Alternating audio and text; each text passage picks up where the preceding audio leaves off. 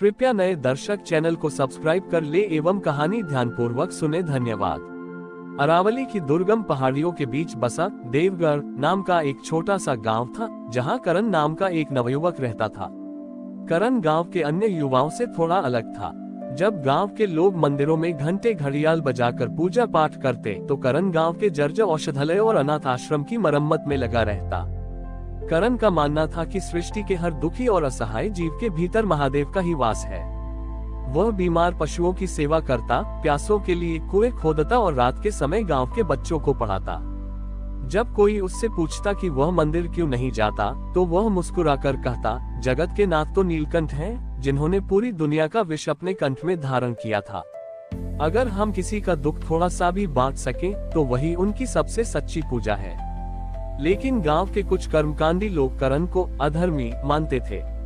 उनका कहना था कि बिना व्रत, उपवास और बड़े आयोजनों के ईश्वर की कृपा कभी प्राप्त नहीं हो सकती।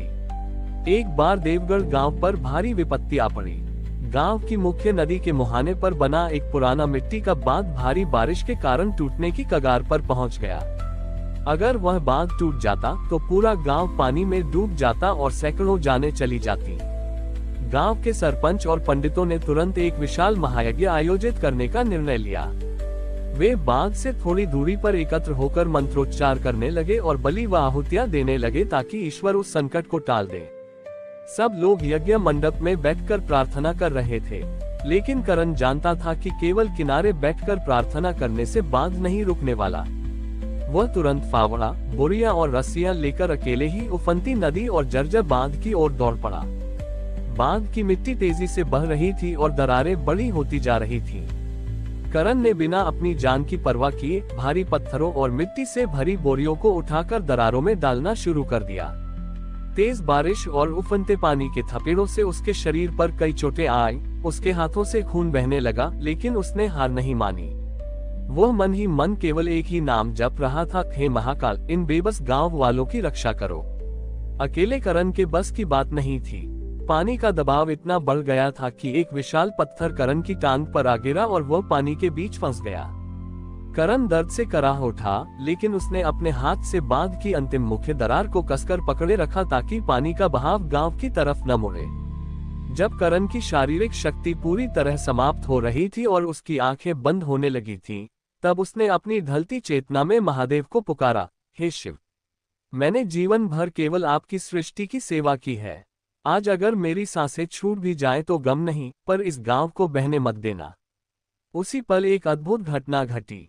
यज्ञ मंडप में बैठे लोगों ने देखा कि यज्ञ की अग्नि अचानक शांत हो गई और हवा में एक अलौकिक डमरू की ध्वनि गूंजने लगी। सरपंच और गांव वाले डरकर बाहर निकले और बांध की ओर भागे। वहां का दृश्य देखकर सबकी सांसें थम गईं।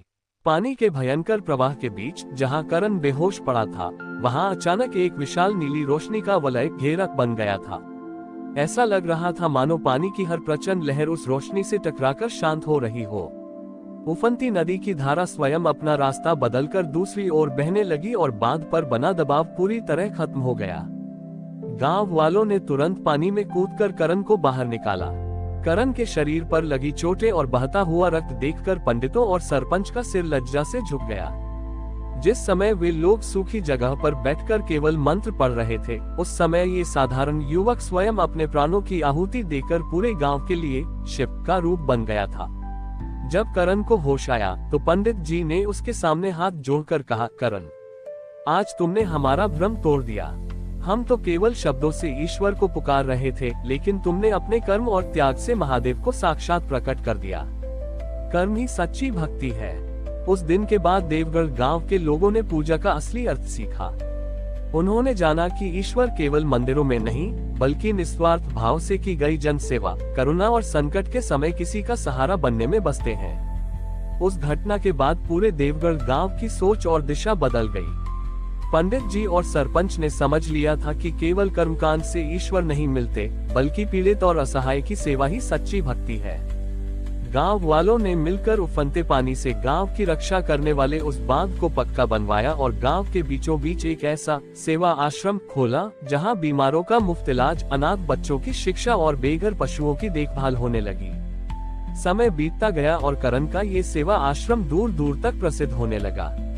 लेकिन हर अच्छे काम की राह में कोई न कोई परीक्षा जरूर आती है।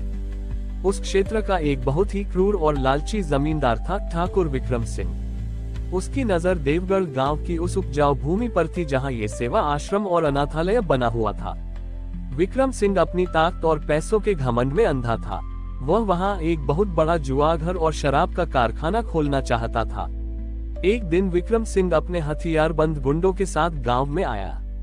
उसने अनाथालय की जमीन के नकली कागजात दिखाए और चेतावनी दी, 7 दिनों के भीतर इस जमीन को खाली कर दो, वरना मैं पूरे आश्रम को आग लगा दूंगा और गांव वालों को बेघर कर दूंगा। गांव में दहशत फैल गई। पंडित जी और सरपंच बहुत डरे हुए थे क्योंकि जमींदार के पास राज्य के बड़े बड़े अधिकारियों का समर्थन था और उसकी बात न मानने का मतलब साक्षात मौत था।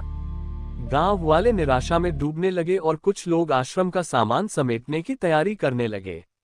लेकिन करण के चेहरे पर कोई शिकन नहीं थी। उसने गांव वालों से कहा, डरिए मत।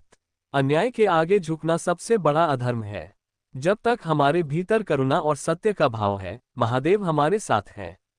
जो दूसरों के रहने की छत छीनता है, वही ईश्वर के क्रोध से कभी नहीं बच सकता। 7वें दिन जब सूर्यास्त होने वाला था, ठाकुर विक्रम सिंह अपने दलबल के साथ मशाले और हथियार लेकर आश्रम को जलाने पहुंचा। उसने अहंकार में हंसते हुए कहा, कहाँ है तुम्हारा महादेव? बुलाओ उसे, आज यह आश्रम राख में बदल जाएगा।